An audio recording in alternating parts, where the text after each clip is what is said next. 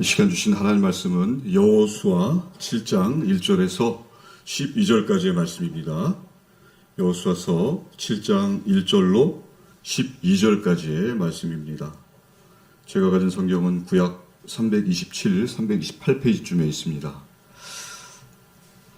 여호수아 7장 1절로 12절까지의 말씀을 저 한 절씩 교독하시겠습니다. 이스라엘 자손들이 온전히 바친 물건으로 말미암아 범죄하였으니 이는 유다 지파 세라의 중손 삽디의 손자 갈미의 아들 아간이 온전히 바친 물건을 가졌습니다. 여호와께서 이스라엘 자손들에게 진노하시니라.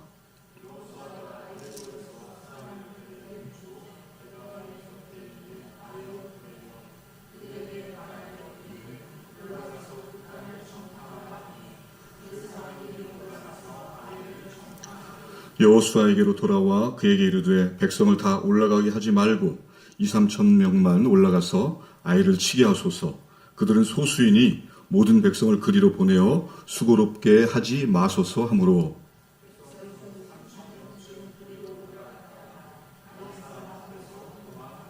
아이 사람이 그들을 36명쯤 쳐 죽이고 성문 앞에서부터 스바림까지 쫓아가 내려가는 비탈에서 쳤으므로 백성의 마음이 녹아 물같이 된지라.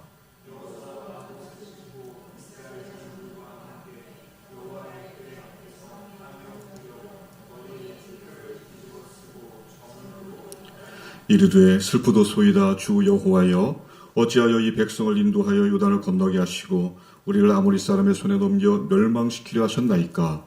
우리가 요단 저쪽을 만족하게 여겨 거주하였다면 좋을 뻔하였나이다.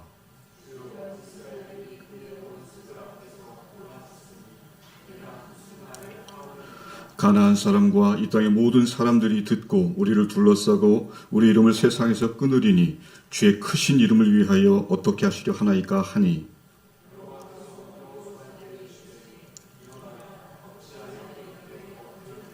이스라엘이 범죄하여 내가 그들에게 명령한 나의 언약을 어겼으며 또한 그들이 온전히 바친 물건을 가져가고 도둑질하며 속이고 그것을 그들의 물건들 가운데에 두었느니라. 함께 읽겠습니다. 그러므로 이스라엘 자손들이 그들의 원수 앞에 능히 맞서지 못하고 그 앞에서 돌아섰나니 이는 그들도 온전히 바친 것이 됨이라. 그 온전히 바친 물건을 너희 중에서 멸하지 아니하면 내가 다시는 너희와 함께 있지 아니하리라. 이는 하나님의 말씀입니다. 아멘. 기도하시겠습니다. 하나님 아버지 은혜를 감사합니다. 이 시간 하나님의 말씀을 듣기를 원합니다. 사랑하는 우리 성도님들이 나에게 해주시는 레마의 말씀을 한 가지씩 꼭 마음에 담을 수 있도록 성령 하나님 도와주시옵소서. 설교자 입술을 붙들어 주셔서 주님의 복음만이 온전히 선포되게 하옵소서. 감사합니다. 사랑합니다. 예수님의 이름으로 기도드립니다. 아멘. 2008년도에 온 국민을 충격에 빠뜨린 일이 있었습니다. 바로 금강산 관광을 갔던 한 남측 관광객이 북한군의 총격에 의해서 목숨을 잃은 사건입니다. 여행을 갔던 그분은 새벽에 이제 산책을 나갔다가 출입금지 경계선을 넘어갔습니다. 사전에 안전교육도 받았고 또 경고 표지판도 있었지만 그 경계선을 넘어선 것입니다. 설마 무슨 일이 있겠어? 잠깐 넘어갔다 오면 되겠지. 이 작은 착각이 돌이킬 수 없는 비극을 불렀습니다. 경고의 선을 넘는 순간 비극을 맞게 된 것입니다. 이처럼 사람들은 경고문을 보고서도 갈 때까지 가보려고 합니다. 자기는 예외라고 생각하고 싶은 거죠. 하지만 예외는 없습니다. 경고 표지를 무시하면 또 무시하지 않았더라면 그런 비극은 막을 수 있었겠죠. 그러나 비극은 일어나고 말았습니다. 오늘 말씀은 아이성 전투에 관한 말씀입니다. 여러분들 다 아시다시피 이스라엘은 야이성 전투에서 패배하였습니다. 여리고성보다 작고 보잘것없는 이 아이성 전투에서 이스라엘은 왜 패배할 수밖에 없었는가를 살펴보면 그 가운데는 하나님의 경고를 무시했기 때문인 것을 발견할 수가 있는 것입니다. 이스라엘 백성은 이제 하나님의 은혜로 기적같이 요단강을 건넜고 또 하나님께서 여리고성을 무너뜨려 주심으로 말미암아 약속의 땅을 향해서 나갈 수 있었습니다. 그러나 그 은혜의 순간, 여리고를 무너뜨리는 그 은혜의 기적 같은 순간이 지나고 얼마 되지 않아 이스라엘은 하나님의 경고를 무시했습니다. 여리고성 전투에서 획득한 물건들, 전리품들을 탐내고 은닉했죠. 그리고 이 불순종으로 인해서 공동체 전체가 쓴맛을 보게 됩니다. 하나님께서 오늘 말씀을 통해서 특별히 공동체 내부의 범죄를 그대로 둔 채로는 하나님 함께하지 않으신다 라는 내용을 오늘 말씀해주고 계신 것을 볼 수 있습니다. 그래서 오늘의 신학적 주제는 다음과 같습니다. 같이 읽도록 하겠습니다. 우리는 죄에 물들었습니다. 죄에 빠지기 쉬운 본성과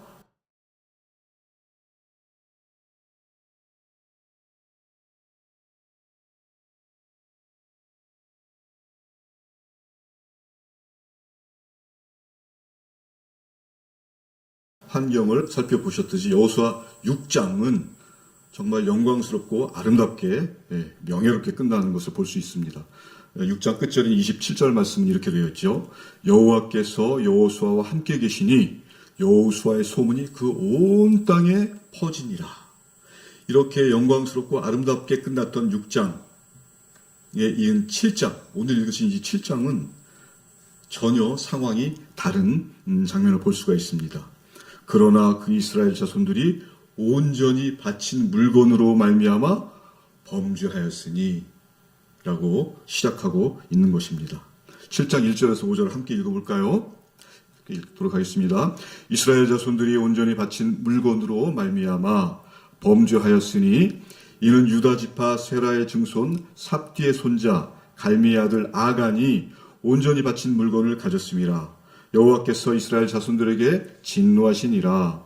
여호수아가 여리고에서 사람을 베델 동쪽 베다웬 곁에 있는 아이로 보내며 그들에게 말하여 이르되 올라가서 그 땅을 정탐하라 하매 그 사람들이 올라가서 아이를 정탐하고 여호수아에게로 돌아와 그에게 이르되 백성을 다 올라가게 하지 말고 2-3천 명만 올라가서 아이를 치게 하소서.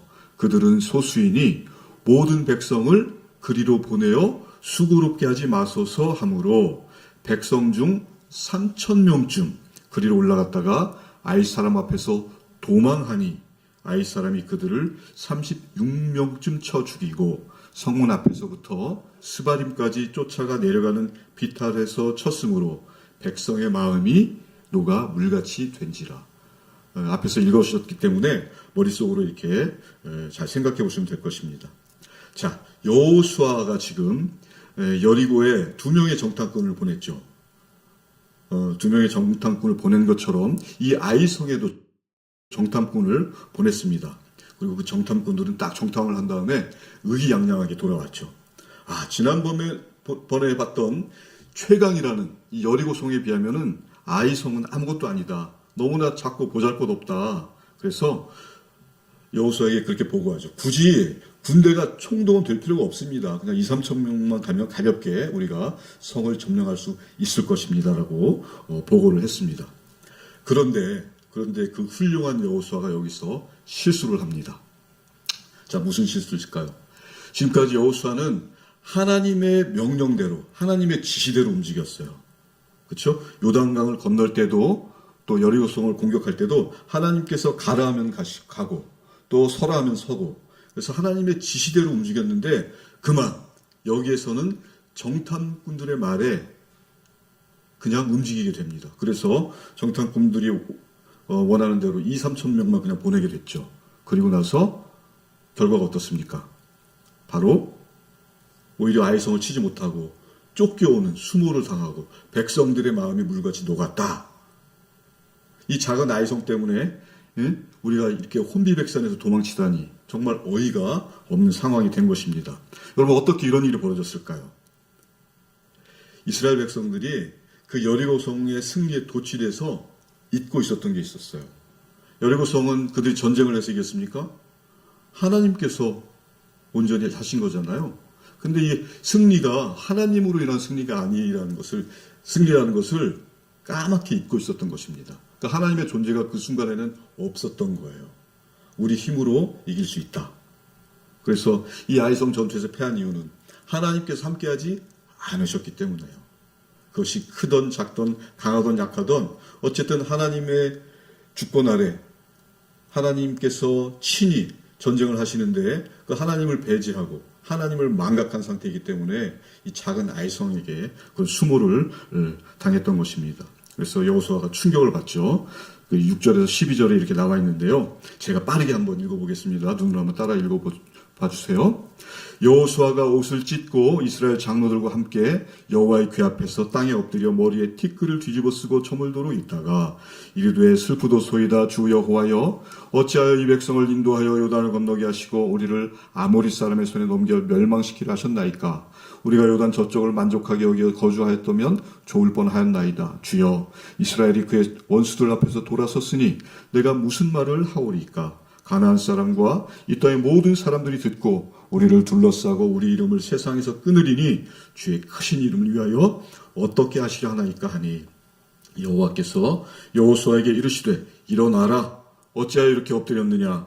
이스라엘이 범죄하여 내가 그들에게 명령한 나의 언약을 어겼으며 또한 그들이 온전히 바친 물건을 가져가고 도둑질하며 속이고 그것을 그들의 물건들 가운데에 두었느니라. 그러므로 이스라엘 자손들이 그들의 원수 앞에 능히 맞서지 못하고 그 앞에서 돌아섰나니 이는 그들도 온전히 바친 것이 됨이라. 그 온전히 바친 물건을 너희 중에서 멸하지 아니하면 내가 다시는 너희와 함께 있지 아니하리라. 하나님께서 그들이 깨닫지 못하는 죄를 이렇게 친히 말씀해 주시고 계시는 것입니다. 이런 충격적인 소식을 접한 여호수아 옷을 찢고 죄를 뒤집어 쓰고 회개하죠. 하나님께 기도합니다. 이 여호수아의 또 훌륭한 점이 또 여기서 나옵니다. 그는 하나님 말씀을 잘 기억하고 있었어요. 하나님께서 여호수아에게 말씀하셨죠. 여호수아 1장 3절과 5절에 보시면 하나님께서 내가 모세에게 말한 바와 같이 너희 발바닥으로 밟는 모든 땅을 너에게 주었노니 네 평생에 대적할 자가 없다 라고 분명히 하나님께서 1장에서 말씀하셨기 때문에 그 순간 여호수아는 하나님 말씀을 붙들었던 거예요. 말씀을 기억하고 그 말씀을 붙잡고 하나님께 이스라엘을 대표로 나아가서 기도하게 된 것입니다. 여기서 여호수아의 위대한 점이 또 나오는 것입니다. 그런데 사실 이스라엘의 패배는 한 사람 때문에 벌어진 거잖아요. 이 아간이라는 사람의 그 탈취물을 자신의 장막 땅 바닥에 묻어놓고, 그쵸? 그래서 이렇게 생각해보면 어떻게 한 사람의 범죄로 인해서 공동체 전체가 징계를 받을 수 있을까? 여러분 그렇게 생각하실 수 있을 것입니다. 근데 뒤에 이렇게 보면 그래서 그러셨구나라고 이해가 되실 것입니다. 그래서 이 하나님께서 이 아간 한 사람의 죄를 공동체 전체와 연결을 시키고 계세요. 11절 한번 보실까요? 11절에 보면 이렇게 되어 있어요. 이스라엘이 범죄하여 내가 그들에게 명령한 나의 언약을 어겼으며 또한 그들이 온전히 바친 물건을 가져가고 도둑질하며 속이고 그것을 그들의 물건들 가운데 두었느니라. 분명히 아간 한 사람인데 하나님께서 여기서 그라는 단수를 사용하지 않으시고 그들이라고 하십니다. 그러니까 한 사람의 범죄가 공동체 안에 공동체 전체를 번진 거예요. 자, 이 이유는 무엇이냐면 여러분 아간이 그 탈취물들을 가지고 자신의 장막에 들어가서 숨기려면 땅을 팠겠죠. 소란이 일어났을 거예요. 아간의 가족들도 있었을 것이고 또 부하들이나 주변에 사람들이 있었을 것인데 과연 그 사람들 몰래 아간이 이렇게 이 탈취물들을 혼자서 조용히 아무도 모르게 묻을 수 있었을까요? 거기에는 공동체 내부에 용인이 있었던 것입니다. 하나님께서 그걸 보시는 거죠. 그래서 아간 한 사람의 죄가 아니고 그것을 묵인하고 눈 감아 줬던 너희 모든 죄다라고 하나님께서 지금 지적을 하고 계시는 것입니다. 여러분 하나님께서 이렇게 한 사람 때문에 공동체 전체를 벌하신다. 여러분 어떻게 생각하세요? 하나님 좀 너무하시네 그런 마음 안 드세요? 여러분들 얼굴 이렇게 뵈니까 그런 마음이 있으신 것 같은데 아닌 척 하시는 것 같아요. 자, 그런데 한번 들어보세요. 여러분 아간 한 사람의 죄를 공동체 전체에 물으셨잖아요. 한 사람의 범죄가 전체 공동체의 죄. 그러면 여러분 라합 아시죠? 기생 라합. 그 기생 라합 한 사람 때문에 가족들이 다 구원받았잖아요. 한 사람의 의로움으로 인해서 가족 전체, 공동체 전체가 또 구원을 받을 수 있는 거예요. 자, 이렇게 생각하니까 우리 하나님께서 공평하신 분이시구나 라는 생각 드시지 않습니까? 금강산에서 사고를 당하신 분도 이 한 분 때문에 그때 당시 여러분들 기억하시죠? 남북 관계가 얼마나 경색되고 아찔해지고 사회 혼란이 일어났습니까? 국내 정치 상황도 어려워지고 정말 국론도 분열되고 심각한 문제가 발생했습니다. 한 사람의 일이 아니고 나라 전체 일이 되어버린 것이죠. 이처럼 한 사람의 사건이 공동체 사건으로 비화되는 경우가 있습니다. 꼭 같지는 않습니다. 오늘 본문이. 그러나 하나님께서 아간 한 사람의 죄를 나라 전체의 죄로 보시는 이유가 있습니다. 하나님께서는 수많은 죄 중에서 가장 무겁게 보시는 죄가 뭘까요? 바로 불순종이죠. 이 불순종이 공동체 전체에 퍼져가는 것을 막으시기 위해서 경종을 울리신 거예요. 그렇기 때문에 하나님의 이 징계가 가혹하다라고 생각하시기보다는 이 한 사람을 통해서 이 죄의 영향력으로 말미암아 공동체 전체가 죄로 물들 수 있기 때문에 하나님께서 강력하게 제지를 하신 것이다 라는 것으로 보는 것이 옳습니다. 자, 두 번째는 죄의 삭은 사망입니다. 여러분 너무 잘 아시죠? 여호수아 7장 19절에서 26절에 나와 있는데요. 시간 관계상 요거는 제가 빠르게 또 읽도록 하겠습니다.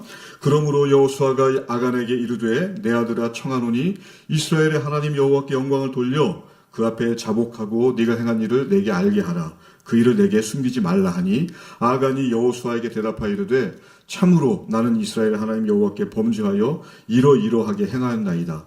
내가 노력한 물건 중에 시날산의 아름다운 외투 한 벌과 은 200세겔과 그 무게가 50세겔 되는 금덩이 하나를 보고 탐내어 가졌나이다. 보소서 이제 그 물건들을 내 장막 가운데 땅속에 감추었는데 은은 그 밑에 있나이다 하더라. 이에 여호수아가 사자들을 보내매 그의 장막에 달려가 본즉 물건이 그의 장막 안에 감추어져 있는데 은은 그 밑에 있는지라. 그들이 그것을 장막 가운데서 취하여 여호수아와 이스라엘 모든 자손에게 가지고 오매 그들이 그것을 여호와 앞에 쏟아 놓으니라. 여호수아가 이스라엘 모든 사람과 더불어 세라의 아들 아간을 잡고 그 은과 그 외투와 그 금덩이와 그의 아들들과 그의 딸들과 그의 소들과 그의 나귀들과 그의 양들과 그의 장막과 그에게 속한 모든 것을 이끌고 아골 골짜기로 가서 여호수아가 이르되 네가 어찌하여 우리를 괴롭게 하였느냐. 여호와께서 오늘 너를 괴롭게 하시리라 하니 온 이스라엘이 그를 돌로 치고 물건들도 돌로 치고 불사르고 그 위에 돌무더기를 크게 쌓았더니 오늘까지 있더라. 여호와께서 그의 맹렬한 진노를 그치시니 그러므로 그곳 이름을 오늘까지 아골 골짜기라 부르더라. 이 내용은 지금 아간이 자신의 죄를 고백하는 것입니다. 또 무엇을 잘못했는지 분명히 말씀하고 있는데요. 세 가지 특징을 볼 수가 있어요. 첫째, 보고, 탐내고, 취했어요. 이것은 우리 요한일서 말씀에 보면 우리의 육신의 정욕, 또 안목의 정욕, 이생의 자랑에 속하잖아요.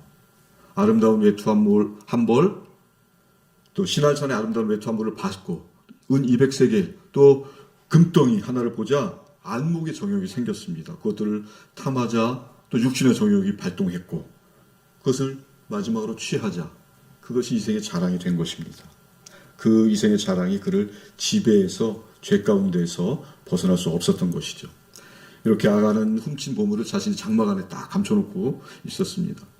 여러분, 죄의 특성은 이렇게 숨거나 숨기거나 하는 것입니다. 아담도 범죄하고 하나님을 피해서 숨었잖아요.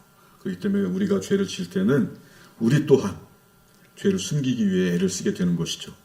결국 이스라엘 백성들은 이 아간 때문에 우리가 전쟁에 패했다는 사실을 알게 됐습니다. 그래서 아골 골짜기에서 그들을 징벌하고 또 하나님 말씀을 거역한 모든 자에게 경고를 삼았습니다. 자, 아간 한 사람 때문에 그의 처자식들 또 모든 소유들 다 잃고 하나님께 벌을 받았죠. 여러분, 이게 끔찍한 형벌이었어요. 그렇지만 이 형벌의 자리에서 하나님께서 소망을 일구십니다. 자, 호세아 2장 14절과 15절 말씀이거든요. 한번 같이 읽기를 원합니다. 그러므로 보라, 내가 그를 타일러 거친 들로 데리고 가서 말로 위로하고 거기서 비로소 그의 포도원을 그에게 주고 악을 골짜기로 소망의 문을 삼아 주리니 그가 거기서 응대하기를 어렸을 때와 애굽 땅에서 올라오던 날과 같이 하리라. 여러분, 방금 악을 골짜기는 어떤 장소예요? 끔찍한 하나님의 징계가 임한 형벌의 장소, 너무나 무섭고 두려운 장소였잖아요. 근데 하나님께서 이 악을 골짜기를 소망의 장소로 만들었어요. 이 악을 골짜기는 의미하는 게 뭡니까? 내 죄는 내가 감당해야 된다. 그렇죠? 이 악을 골짜기는 내가 진 죄는 반드시 누구도 아닌 내 스스로, 내 자신이 감당해야 되는 거예요. 그런데 하나님께서 저와 여러분, 내 죄를 저와 여러분에게 묻지 않으시고 예수님을 보내셨어요. 그 예수님이 이 악을 골짜기에 소망이 되신 거예요. 여러분 믿어지십니까? 그래서 각자의 죄를 담당해야 되는 이 악을 골짜기가 우리 하나님의 은혜로 말미암아 주 예수 그리스도를 통해서 저희를 대신해서 우리 예수님께서 친히 그 악을 골짜기에 들어오셔서 죄를 짊어지시고 저와 여러분 대신 형벌을 받으셨던 것입니다. 자, 세 번째는 죄 문제를 해결해야 승리할 수 있다라는 것입니다. 죄 문제를 해결해야 승리합니다. 한번 같이 읽겠습니다. 죄 문제를 해결해야 승리합니다. 자, 오늘 말씀 여호수아 8장 1절과 2절을 함께 읽도록 하겠습니다. 여호와께서 여호수아에게 이르시되 두려워하지 말라, 놀라지 말라. 군사를 다 거느리고 일어나 아이로 올라가라. 보라, 내가 아이 왕과 그의 백성과 그의 성읍과 그의 땅을 다 내 손에 넘겨 주었으니 너는 여리고와 그 왕에게 행한 것 같이 아이와 그 왕에게 행하되 오직 거기서 탈취할 물건과 가축은 스스로 가지라. 너는 아이성 뒤에 복병을 둘지니라 하시니. 여러분 놀랍죠? 하나님께서 이 두 번째 아이성을 이제 여호수아 손에 이스라엘 공동체에 붙여주시고 탈취물들도 다 주셔요. 아간이 좀만 참았으면 받을 수 있었는데 조급해서 그는 실패하고 말았습니다. 자, 이 사실 가운데서 하나님께서 움직이셨잖아요. 두 번째 아이성을 공격할 때는 죄가 해소가 된 상황이었어요. 그렇죠? 공동체 내에서 죄를 해소하셨기 때문에 하나님께서 임재하시고 하나님께서 친히 이스라엘을 거느리신 것입니다. 이것은 무엇을 말씀합니까? 죄가 있는 곳에는 하나님과 함께 할 수 없다는 것이에요. 그래서 이스라엘 전체 공동체가 이 자신들의 죄 문제를 해결했을 때 하나님께서 참전하셔서 승리를 안겨주시고 또 이 전리품까지도 선물로 주시는 우리 하나님이신 것입니다. 아간이 너무나 아쉽죠. 아간은 회개할 기회가 있었어요. 그래서 여호수아가 정결 의식을 행할 때, 그쵸? 본문에 보면 그 정결 의식을 행할 때 분명히 기회가 있었습니다. 그리고 장막을 수없이 드나들었을 거 아니에요. 그 사람 마음이 편했을까요? 스스로 합리화시켰을 것입니다. 처음엔 두려워서 걸리면 어떡하지? 그 두려움이 이 정도쯤이야. 합리화시키고 스스로를 그 죄가 마비를 시킨 거예요. 그의 영혼을. 그렇기 때문에 이 아간의 절대적인 실수는 회개할 기회를, 찬스를 잃어버렸다. 충분히 기회가 있었죠. 장막을 드나들면서 매일 봤을 것이고 고민했을 것이고 또 공개적으로 여호수아가 선포했잖아요. 자, 정결하자. 모든 죄를 하나님께 아뢰고 정결의식을 행하자. 수많은 기회가 있었음에도 불구하고 아간은 그것을 놓치고 말았던 것입니다. 그런데 여러분, 아간은 아까도 말씀드렸지만 두려움 때문에 회개할 수 없었어요. 만약에 저와 여러분이라면 회개가 이렇게 쉽게 될 수 있을까요? 저나 여러분이 아간이었다면 쉽지 않았을 것입니다. 그렇기 때문에 인간의 힘으로는 회개하고 싶어도 그 죄의 무게 때문에 옴짝달싹을 할 수 없어요. 그래서 성령님을 의지해야 하는 것입니다. 성령의 능력으로 성령님께 사로잡힐 때 우리의 죄에서 자유롭게 되고 죄를 이길 수 있는 것입니다, 여러분. 그래서 죄를 숨기면 숨길수록 죄라는 특성은 모든 것을 빨아들여요. 죄를 짓고 두려움이 생기면 그 두려움으로 또 숨기려고 하고 자꾸 눈덩이처럼 불어나서 나중에는 감당할 수가 없게 되는 거예요. 그래서 영혼도 병들고 우울증도 생기고 공황장애도 오고 막판에는 어떻게 됩니까? 가룟 유다처럼 돌이킬 수 없는, 아간처럼 돌이킬 수 없는 상황까지 갑니다. 그렇기 때문에 여러분, 죄는 초장에 끊어내야 됩니다. 그래서 성령님 의지해서 이 죄가 눈덩이처럼 불어나지 않도록, 그리고 빨리 깨닫고 빨리 회개하는 것이 살 길입니다.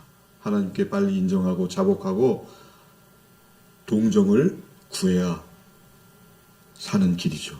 그래서 말씀을 정리하겠습니다. 여러분, 아브라함이 믿음의 조상이 되었죠. 이 믿음의 조상이라는 것은 믿음을 가졌다는 거잖아요. 믿음은 신뢰잖아요. 하나님께 온전히 자신의 삶을 맡기는 거예요. 그렇죠?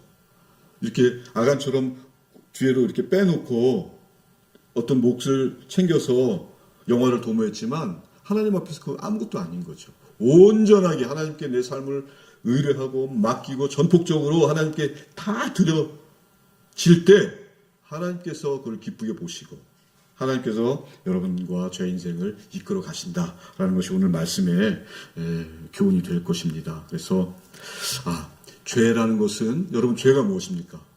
하나님과 분리되는 거예요. 도덕적인 게 아니라 하나님과 상관없으면 그게 죄인인 것이에요. 그래서 포도나무 가지가 줄기에서 떨어지면 마르고 썩고 소멸해서 먼지로 사라지는 것처럼 하나님과 관계없는 사람들은 그 자체가 죄인이고 소멸되어지고 사라지는 것입니다. 근데 세상 사람은 그걸 모르죠. 훔치고 뺏고 탐하고 그런 것들, 도덕적인 걸로 죄를 파악하는데 그거보다 훨씬 더 깊은 의미는 하나님과 아무런 상관이 없는 사람들이 다 죄인인 것입니다. 그렇기 때문에 그런 안타까운 사람들의 영혼들을 볼 때마다 그들은 몰라요. 우리에게, 또 저와 여러분에게 먼저 하나님께서 진리를 가르쳐 주셨고 말씀을 통해서 늘 하나님을 생각하게 하고 또 그 영생 가운데, 진리 가운데 머물게 하시는 하나님을 날마다 또 찬양하면서, 그래서 말씀을 통해서 여호수아가 하나님께서 주신 말씀을 붙잡고 공동체를 위해서 회개하고 대표 기도로 나간 것처럼 저와 여러분도 가정 내에서 또 내가 만나는 모든 사람들, 또 맡겨진 그 사역 가운데에서 정말로 하나님의 그 약속을, 말씀을 붙잡고 누구에게 맡기는 게 아니라 내가 나에게 맡겨진 그 영혼들에게 여호수아 같은 리더다라는 그런 인식을 가지고 승리하는 저와 여러분이 됐으면 좋겠습니다. 세상의 주장에 속지 마십시오. 예수님 덕분에 여러분과 저의 죄는 눈같이 희어졌습니다. 믿으십니까? 네, 기도하겠습니다. 하나님 아버지의 은혜를 감사합니다. 죄는 하나님과 끊어진 것입니다. 죄의 삭은 사망입니다. 포도나무 가지가 줄기에서 떨어지면 마르고 썩어서 사라지는 것처럼 하나님과 끊어진 인생은 먼지처럼 사라지고 소멸할 뿐입니다. 우리도 한때 하나님과 상관없고 각자 소견대로 망할 길로 가던 사람들이었습니다. 먼지로 사라질 존재였습니다. 그러나 우리 하나님께서 예수 그리스도의 십자가를 통해 죽음의 자리로 우리를 찾아오셨고 우리를 그 죽음에서 건져내셨고 자녀 삼아주셨고 영생을 주셨습니다. 우리는 하나님의 독생자 예수 그리스도와 바꾸신 그런 존귀한 존재입니다. 그 존재의 무게를 감당하며 그 지위와 명예와 영광을 인식하며 하나님 자녀다운 삶을 살 수 있도록 성령 하나님, 우리 신길동교회 모든 성도님들을 인도하여 주시옵소서. 감사합니다. 사랑합니다. 예수님의 이름으로 기도드립니다. 아멘.